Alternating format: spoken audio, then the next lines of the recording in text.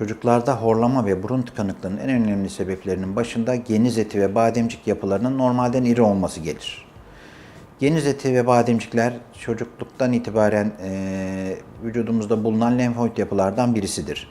Özellikle geniz etinin normalden biraz daha iri olması çocuklarda sık sık karşılaşılan üst solunum yolu enfeksiyonlarına, bunun akabinde sık antibiyotik kullanımına sebep olma zorunluluğu ortaya çıkar. Beraberinde geceleri horlama, ağzın açık kalması gibi sorunlara yol açabilir. Genzin rahat çalışamamasından dolayı ayrıca kulaklarda da kulak zarının arkasında sıvı birikimine yol açabilir. Bu durumda eğer tedavi edilmezse kulaklarda da kalıcı işitme kayıplarına sebebiyet verebilir.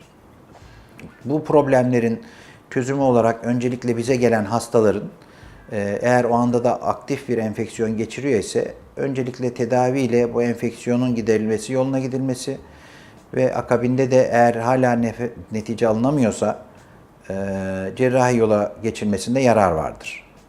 Eğer kulaklarında da problemin olduğu müspet şekilde teyit edilmişse bunun da beraberinde aynı işlem sırasında kulaklarına da gerektiğinde tüp takılması yoluna gidilmesinde fayda olabilir.